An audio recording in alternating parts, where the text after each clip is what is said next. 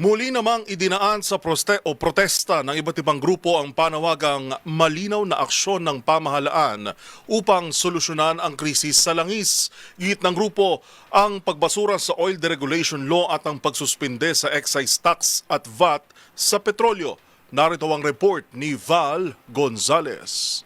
Sumugod sa South Gate ng Kamara de Representante sa Batasang Pambansa, Quezon City ang Kilusang Mayo 1 at iba pang militanteng grupo kasabay ng isasagawang pagdinig ng Kamara sa krisis pang-ekonomiya dahil sa oil crisis. Sinisingil ng mga rallyista kay Pangulong Ferdinand Bongbong Marcos Jr.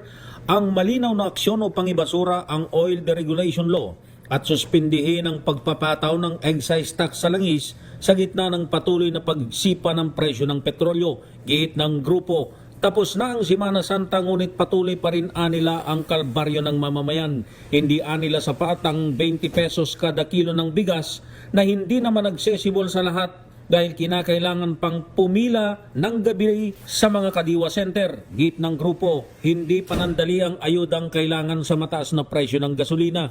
Kasama sa kilos protesta ang grupong bayan, unyon ng manggagawa, mga kabataan at iba pang progresibong organisasyon na nagpahayag ng pagkadismaya sa manoy pananahimik at papiso-pisong tugon ng Administrasyong Marcos sa paghihirap ng sambayanan.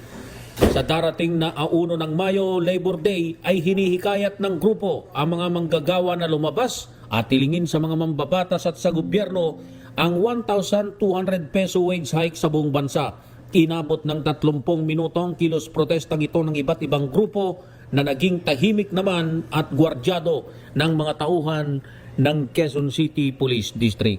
Para sa MBC TV Network News, ako si Val Gonzales, DJ Rate, una sa Pilipinas, una sa Pilipino.